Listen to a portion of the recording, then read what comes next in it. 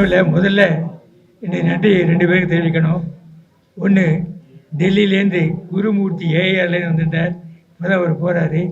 நாங்கள் எப்போது டெல்லிக்கு போனாலும் எங்கள் ரூமை தட்டுவார். ஒரு 5 மணிக்கு தட்டி, உங்களை இன்டர்வியூ ஏஆர் தோணும் எடுக்க போகிறோம் அப்படின்னு சொல்லிட்டு உதவி எடுப்பார். அவர் இத்தனை நேரம் இங்கே இருந்தார். அவருக்கு நன்றி தெரிவித்துக். அடுத்தது, ஒவ்வொருத்தர் கொடுத்து வைக்கிறானாக்கா அவங்க மனைவி நல்லா இருக்கணும், வீடு நல்லா இருந்தால் தான் நம்ம எல்லா ஆக்டிவிட்டீஸ்லையும் பங்கு பெற முடியும். அப்படி ஒரு நல்ல மனைவி அமைஞ்சதுக்கு திருசக்தி சுந்தரம்மா கொடுத்து வச்சிருக்கணும். உடம்பு நலிவுட்ட நிலையிலும் இங்கே வந்து இந்த ஃபங்க்ஷனில் பங்கு பெற்றிருக்காருன்னா அவருடைய ஆர்வத்தை சொல்ல முடியாது. அவருக்கு என் பாராட்டு. அவர் அடிக்கடி நீண்ட ஆயுளும் ஆரோக்கியத்துடன் இருக்க வேண்டும் வயசான நான் பாராட்டுறேன், வாழ்த்துக்கிறேன் அப்படிதான் சொல்ல முடியும். அடுத்ததாக சொல்லினாக்க, சுந்தரராமன் எல்லாரை பற்றியும் பேசிட்டார். ஆல்மோஸ்ட் எல்லாரை பற்றியும் பேசிட்டார். நாங்கள் எல்லோரும் ஒரே வழியில் பயணம் செஞ்சவா. அவள் எல்லாருக்குமே என்னை பற்றி தெரியும், என்னை பற்றி அவளுக்கு தெரியும். அதை பற்றி நான் பேசவில்லை. ஆனால் நான் ஒருத்தர் பேசுகிறேன்னா திருசக்தி சுந்தரராமனை பட்டுந்தான் நான் பேசணும். ஐஓவியில் அவர் ஒர்க் பண்ணியிருந்தார், நெங்கநல்லூரில் இருந்தார் அவர். அப்போ எனக்கு ஒரு நடிகர் தேவைப்பட்டார். ஃபோன் பண்ணேன், வீட்டுக்கு வந்தார். அன்றைக்கி தொடர்ந்து தான் எங்கள் நட்பு இன்னி வரைக்கும் தொடர்ந்து நீடிச்சிருக்கு. இந்த ஐஓவியில் இருக்கிறதையும் சரி, நாடகத்துக்கு என்ன செலவானாலும் எங்கிட்ட வாங்கிக்க மாட்டார். கை காசு தலை வச்சு தான் அவர் எனக்கு உதவி பண்ணியிருக்கார். அது மாதிரி தன்மை யாராரும் இருக்க முடியாது, யாரும் இருக்கவும் கூட இருக்க மாட்டார்கள். அப்படிப்பட்ட நல்ல மனம் படுத்தியவர். அப்புறம் இந்தோனேஷியா போனப்புறம் பல பிரமுகர்கள் அவர் வீட்டில் தான் தங்கியிருக்காங்க. எல்லாரும் அவர் விருந்து கொடுத்துருக்கார். எத்தனையோ பேர் நன்றியோடு இருக்கா, சில பேர் நன்றி கிட்டே இருக்கா. ஆனால் அவர் நன்றியை மட்டும்தான் ஏற்றுக்கிறார். நன்றி கட்டுற இன்றைக்கும் ஆதரிச்சுருக்கார். அது ஒரு பெருந்தன்மையை காட்டுறது. எல்லாத்துக்கும் மேலே என்னுடைய ட்ராமா எல்லாத்துலேயும் நடிச்சுருக்கார். நான் எந்த கேரக்டரை கொடுத்தாலும் உடனே எடுத்துப்பார், அதை செஞ்சது பண்ணுவார். அப்படிப்பட்ட நல்ல மனுஷனை பார்க்குறது ரொம்ப கஷ்டம். ஒன்றும் இல்லை, என்னோடய 50வது நாடக விழா, 50வது வருஷ நாடக விழா நடந்தது. அதுக்கு முது பொறுப்பு அவர் தான் செஞ்சார். சுமார் ஒரு 60,000 ரூபாய்க்கு மேலே செலவு பண்ணி அந்த விழாவை அமக்கலமாக நடத்தி கொடுத்தார். அதுக்கப்புறம் 60 வந்தது. இப்போவும் ஏதாவது வேணுன்னா உடனே எனக்கு செஞ்சுட்டுருக்கார். அவரை நான் மறக்க முடியாது. ஏதை சொல்கிறேன்னா, ஒரு நல்ல சிஷ்யம் கிடைக்கிறதுங்கிறது ரொம்ப கொடுத்து வச்சுருக்கணும். அவருக்கு எப்படி மனைவி கிடைச்சாரோ அது மாதிரி நல்ல சிஷ்யம் கிடைச்சதுக்காக நான் பெருமைப்படுறேன். வேறு நான் ஒன்றும் சொல்கிறதுக்கு ஜாஸ்தி இல்லை. ஒன்றே ஒன்று சொல்லணும். படைப்பாளி அறக்கட்டளை சார்பாக எங்களெல்லாம் படைப்பாளி ஆக்கியிருக்கார் சுந்தரராமன். அது அங்கீகரித்த ஆனந்த வெங்கடேஷ் அவர் ஜட்ஜு பண்ணுறது. இனிமேல் நாங்கள் தைரியமாக படைப்பாளி மாலி, கலைமாமணி குழந்தை மாலிங்கிறது பதிலாக படைப்பாளி மாலி அப்படின்னு போட்டுக்கலாம். Okay sir, okay. அடுத்தது மோகனை பற்றி கொண்டு ஒரு வார்த்தை சொல்லணும். மோகனோட விசிறினா ஒரு காலத்தில் அவர் சினிமாவில் நடிக்கிறதெல்லாம் அவருடைய மௌனராகத்தை பார்ப்பேன். அந்த ரேவதி என்னமா பாடுபடுத்தினா அவர் பயணங்கிறது. இப்போவும் சொல்கிறேன், யூ கேங் என்னுடைய நாடகம் எடுத்து தயாராக இருக்கு, நீங்கள் வாங்க, உங்களுக்கு ஹீரோவை நான் கொடுக்க தயாராக இருக்கேன். சினிமா வேண்டாம் சார். ஒரு தெரியுமா, நான் சினிமா உலகத்துக்கே போகிறதில்லைன்னு விரதம் எடுத்துருக்கேன். அதுக்கு பல காரணங்கள்.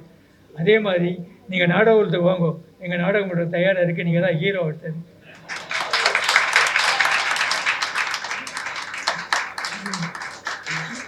நானும் பெங்களூர் நாடகத்துலேருந்து தான் வந்தவன். விவி காரன், கிரீஷ் கார்னாட், ஜீவேயர் என்னோட குருநாதர். பெரிய அந்த அளவுக்கு நான் பெரியவும் இல்லை,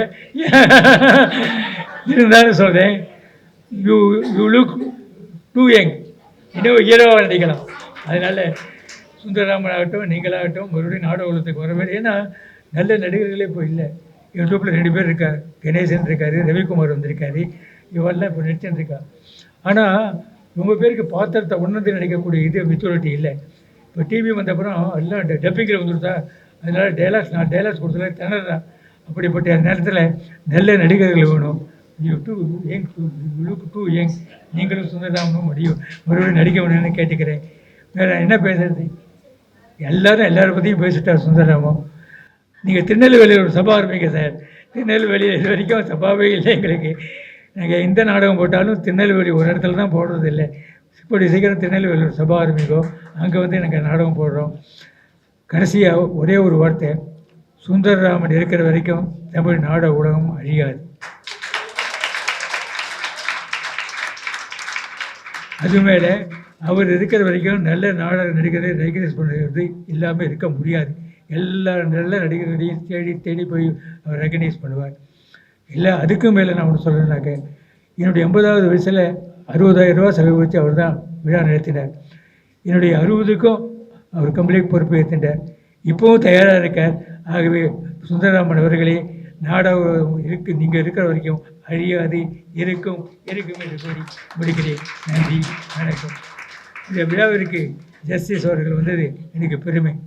ஏன்னா நான் ஜஸ்டிஸ் அவர்களை பல நல்ல நாடகங்களை பார்க்கணுன்னு கேட்குறேன். இப்போ அவார்டு கொடுக்குறதெல்லாம் திறமையை வச்சு கொடுக்குறதில்லை, அவார்டு ரெக்கமெண்டேஷனாக தான் வந்துட்டுருக்கு. ஆகவே நல்ல நாடகங்களை பார்த்து நீங்களே சபாக்கெல்லாம் எழுதணும், இந்த நாடகம் நல்லா இருக்குது, இதுக்கு அவார்டு கொடுங்கோ அப்படின்னு எழுதினா தான் நல்ல நாடகங்கள் வளரும். இல்லாட்டா வளராது. இஷ்டப்படி போயின்னு இருக்கு. அந்த தாழ்மையோடு உங்கள்கிட்ட கேட்டுக்கிறேன், நல்ல நாடகத்தை பாருங்க. என் நாடகத்துக்கு நான் கூப்பிடுறேன். என் நாடகத்தில் குறைகளை சொல்லுங்க. நிறைய சொல்கிறத விட இப்படி இருக்குது, இப்படி திருத்திக்கோ அப்படின்னு சொன்னால் எனக்கு ஒரு சந்தோஷமாக இருக்கும். ரொம்ப சந்தோஷம், ரொம்ப ஆனந்தத்தில் இருக்கேன். இப்படிப்பட்ட ஃபங்க்ஷன் இன்னைக்கு கட்சியது நான் கொடுத்து வச்சுருக்கணும். நன்றி, வணக்கம். எல்லாருக்கும் வணக்கம். இந்த சபையை கௌரவிக்க வந்திருக்கும் நீதிபதி அவர்களுக்கும், நான் கேட்டவுடன் நீங்கள் எதுவுமே சொல்ல வேண்டாம், என்னை அழைக்க வேண்டாம், அழைப்பிதழ் அனுப்ப வேண்டாம், நான் கண்டிப்பாக வருகிறேன் என்று சொன்ன நமது நடிகர் மோகன் அவர்களுக்கும்,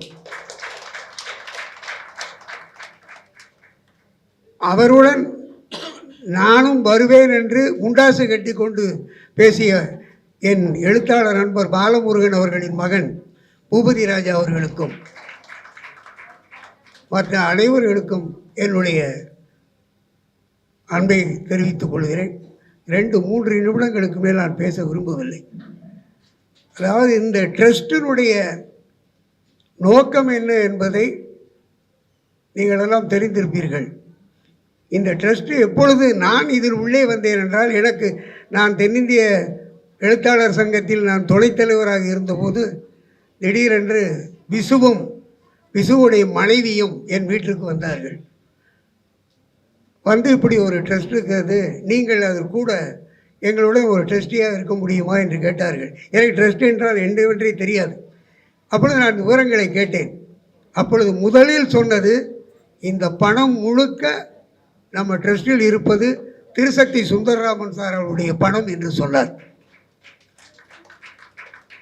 அந்த 10 லட்சம் தான் இன்று பெரிய வந்திருக்கிறது.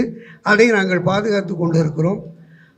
அந்த பணம் மாதாந்திரம் 1000-2000 ரூபாய்க்கு ஒரு படைப்பாளர்கள் எவ்வளவு பதறி கொண்டிருக்கிறார்கள் என்பதை நான் மாதம் பார்க்கிறேன்.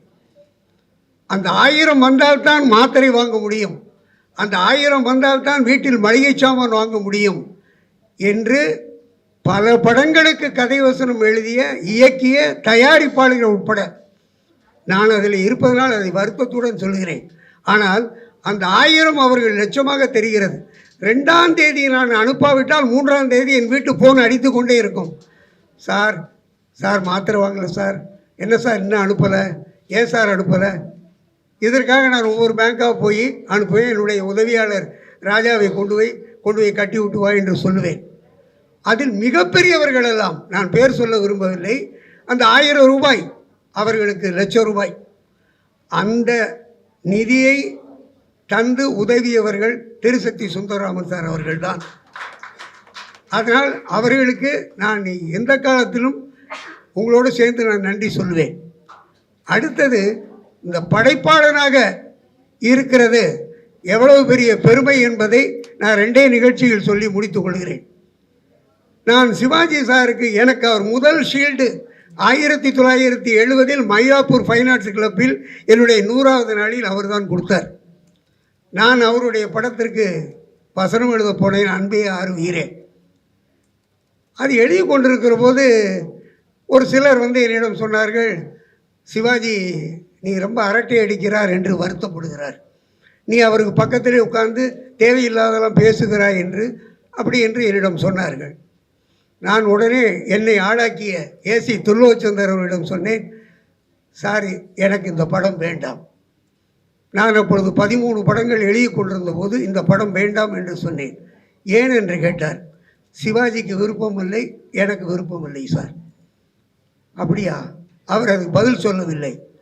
ஆனால் எனக்கு இரவு புறம் தூக்கம் வரவில்லை. ஒரு படைப்பாளர் என்ற முறையில் எப்படியாவது அவரை பார்த்து, ஏன் சார் நான் உங்களுடன் பேசுவது பிடிக்கவில்லை என்று சொன்னீர்களா என்று கேட்க வேண்டும் என்று நினைத்தேன். அவர் வீடு தேடி போனேன். அவர் மைசூரில் அவுட்டோர் ஷூட்டிங்கில் இருப்பதாக சொன்னார்கள். உடனடியாக அடுத்த நாள் காலை பிருந்தாவன் எக்ஸ்பிரஸை பிடித்து பெங்களூர் போய் மைசூர் போனேன். அங்கே ரோஜாவின் ராஜாவில் படப்பிடிப்பில் இருந்தார். எல்லோரும் கூடியிருக்கின்ற போது என்னை பார்த்து எங்கே வந்தாய் என்று கேட்டார். நான் உங்களைத்தான் பார்க்க வந்தேன் என்றேன்.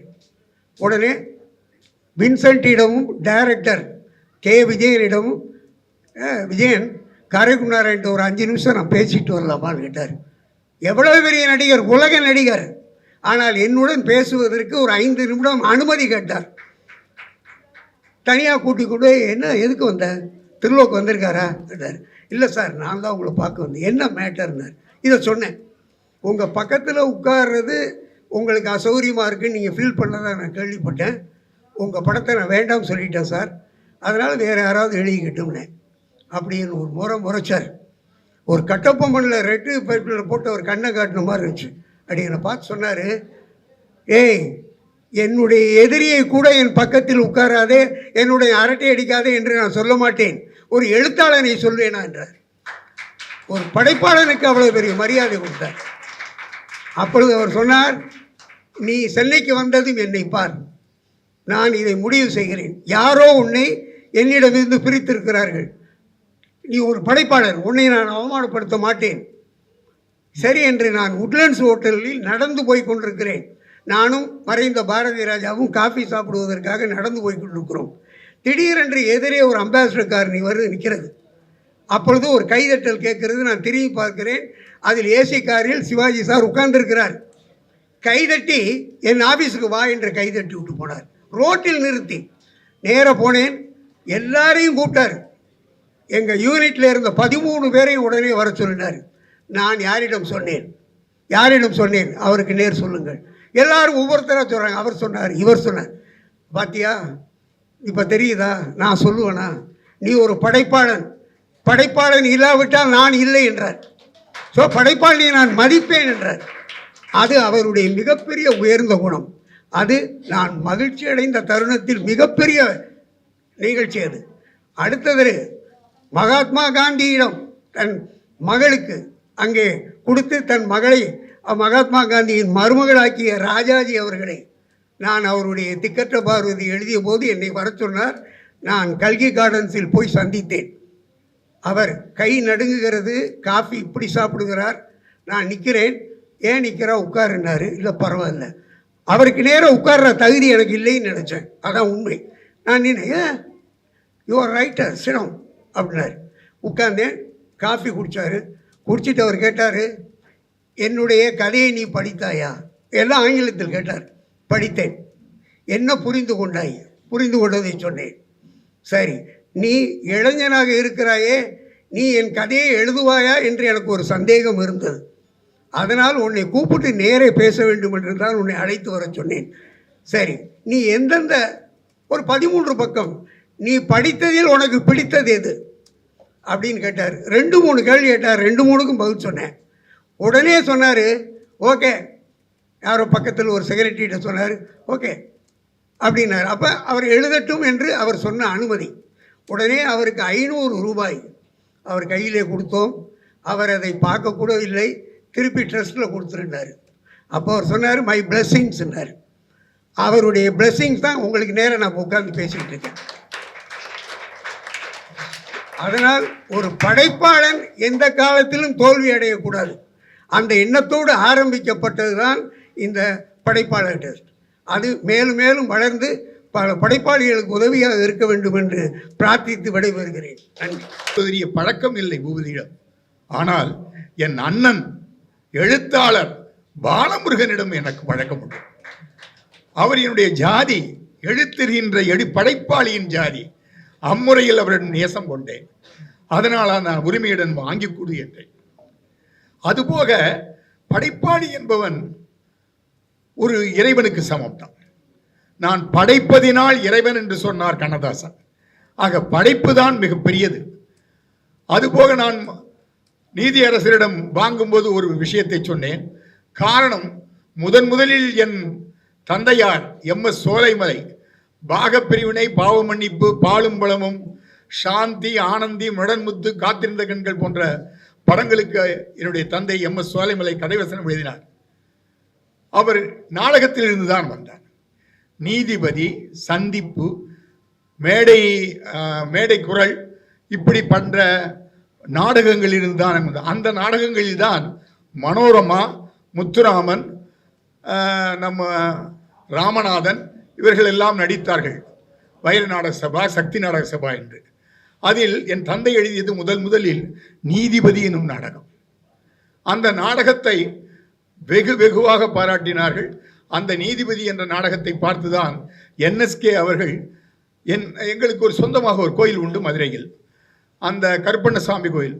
அதில் நாங்கள் தான் பூசாரி என்றால் பேண்ட் போட்டு சட்டை போட்டா இருப்பார்? இல்லை, அது ஒரு சின்ன கோயில். அதில் எங்கள் அப்பா உட்கார்ந்து இருந்தார். அவராக வந்து NSK திண்டிவனத்தில் நாடகத்தை பார்த்துவிட்டு அவராக வந்து எங்கே சோலைமலை என்று கேட்டார். எங்கள் அப்பா வந்து இப்படி நினச்சி பாருங்க, ஒரு பூசாரி எப்படி இருப்பாங்க? வேஷ்டி கட்டி ஃபேர் பாடியில் ஒரு துண்டை போட்டு, அழுக்கு துண்டை போட்டு தான் இருந்தார். நான் தாங்க சோலைமலை. இந்த மதுரையில் எல்லாரும் நிறைய பேர் சோலைமலை இருக்கீங்க. நான் அதை கேட்கல, நான் அந்த நாடகத்தை எழுதினாரே அந்த சோலைமலையை கேட்குறேன். நான் தாங்க எழுதுனேன். உனக்கு காது கேட்கலையா? நான் எழுதினது அந்த சோலைமலை நீதிபதினு ஒரு நாடகத்தை பார்த்துட்டு வர்றேன். அந்த நாடகத்தை எழுதினவர் யாருன்னு, ஐயா அது நான் தானே. ஒரு நிமிடம் அமைதியாக இருந்தேன். அட பாவி, நீயாடா எழுதுன அப்படி என்று எங்க தந்தையினுடைய 2 கண்களையும் எடுத்து தன் கண்ணில் ஒற்றிக்கொண்டார். எப்படியடா இந்த கையிலில் அவ்வளவு எழுத்துக்கள் வந்தது என்று அந்த படைப்பாளிக்கு பெரிய மரியாதை கொடுத்து, அந்த படைப்பாளியை உடனடியாக வா என்று அங்க நம்ம தென்காசிக்கு அவருடைய குற்றாலத்தில் அவர் வீடு இருந்தது. அந்த காலத்துலலாம் இப்போ இன்னைக்கு கொடைக்கானலில் வீடு, ஊட்டியில் வீடுன்ற மாதிரி அன்னைக்கு பெரிய பெரிய நடிகர்களுக்கெல்லாம் எங்கே வீடு இருந்ததுன்னா பணக்காரர்களுக்கெல்லாம் இது குற்றாலத்துலாம் வீடு இருந்தது. அது மாதிரி சென்று வந்தார். அதன் மூலம் வந்த படம் தான் நீதிபதி என்னும் முதல் படம். K.R. ராமசாமி, ராஜசுலோச்சனா, ஜெமினி கணேசன் எல்லோரும் நடித்தது. விஸ்வநாதன் ராமூர்த்தியினுடைய இசையமைப்பில் அது உருவானது. A.S.A. சாமியினுடைய இயக்கத்தில் இது உருவானது. இது ஏன் சொல்லவில்லை என்றால், எனக்கு இன்னொரு மகிழ்ச்சி இங்கே நடந்தது. காரணம் என்றால், அதன் அடுத்த படம் சந்திப்பு என்ற நாடகத்தை எங்கள் அப்பா எழுதினார். அப்போது விளம்பரத்தில் என்ன தெரியுமா வரும்? நீதிபதி எழுதிய எம்.எஸ். சோலைமலையின் நாடகம் என்று வந்தது. அதே மாதிரி தான் இன்று அவர் வந்து நீதிபதி என்ற நாடகத்தை எழுதினார். இன்று நீதிபதியாக என்றும் நிலைய தர்மத்தையும் நிலைநாட்டி வருகும் அந்த நீதிபதி அரசரிடம் நான் அவார்டு வாங்கினேன் என்பது எனக்கு மாபெரும் மகிழ்ச்சியாக இருந்தது. அதுபோக இன்று திரை உலகிலேயே படைப்பாளி என்று நாம் சொல்லிக்கொண்டு நாங்கள் தான் நெஞ்சை தட்டிக் கொள்கிறோம். உண்மையில் சினிமாவில் இன்று இந்த படைப்பாளி என்ற எண்ணம் வந்து மறைந்து விட்டது. அது என்னவோ எல்லோருக்கும் நான் டைரக்டர், நான் இயக்குனர் என்று சொல்லிக் கொள்வதுதான் பெருமை அடைகிறார்கள் விட, நான் ஒரு எழுத்தாளன் என்று சொல்லிக் கொள்வது பெருமையை அடையவில்லை என்று நினைக்கிறேன். அது உண்மைதான்.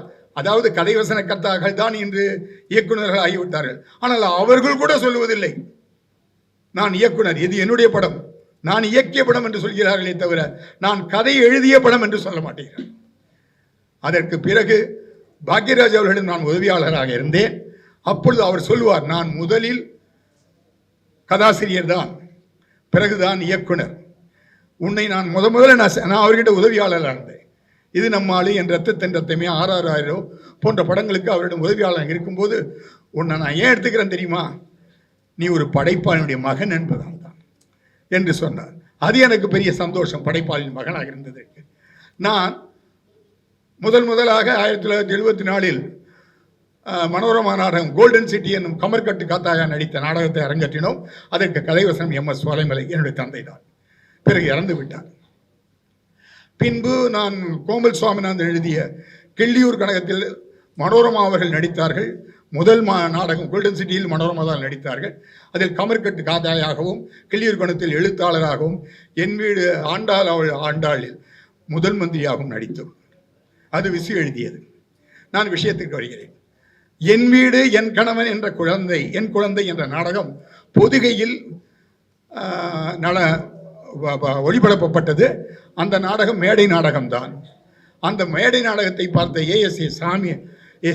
எஸ்ஏபி அவர்கள் குமுதத்தில் மகோன்னத உற்சவம் என்று எழுதியிருந்தார்கள். மனோரமா அவர்கள் ரெங்காச்சாரி, அது மிகப்பெரிய பாராட்டை பெற்ற நாடகம், மிகப்பெரிய பாராட்டை பெற்ற நாடகம். பாராட்டு என்றால் அது லைவாக வாழ்ந்தார்கள். அன்னபூரணி என்ற மாமி வேடத்தில் அவர்கள் மனோரமா அவர்கள் வாழ்ந்தார்கள். அது நாடகமே அல்ல.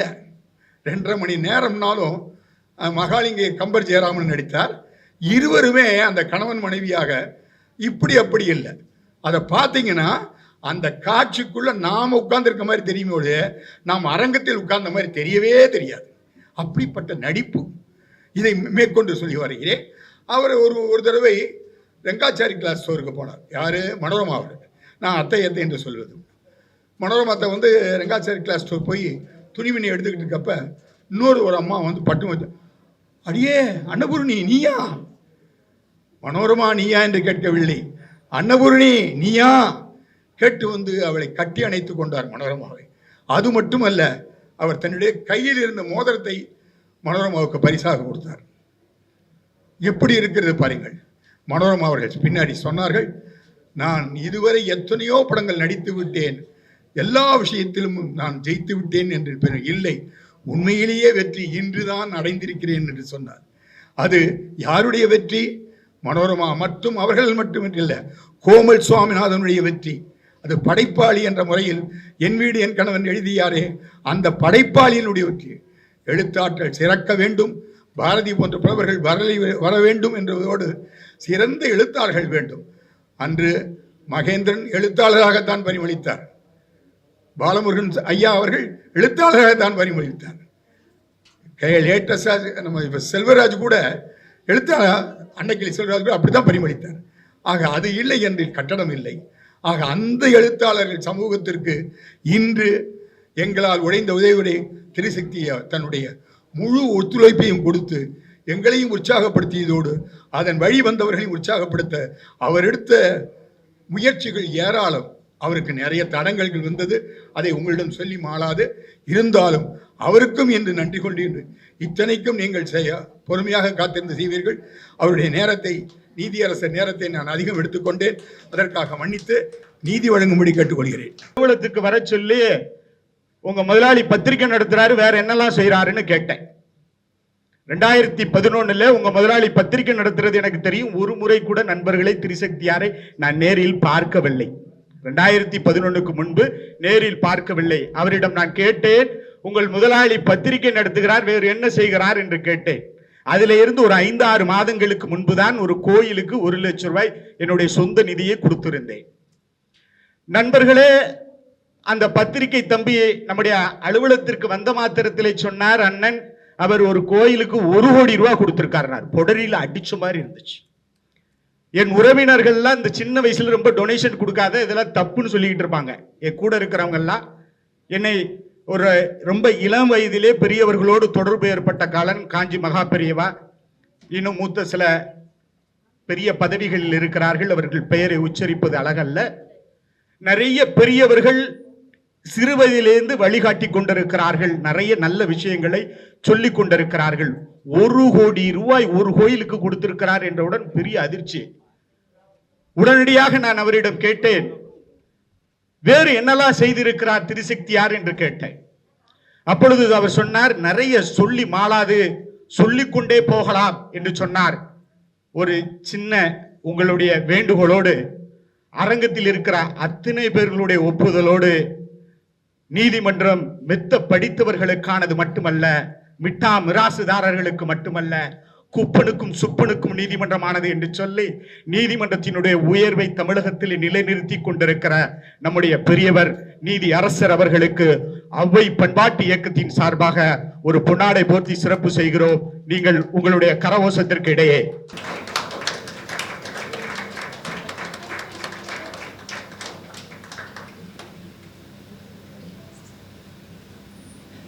சார்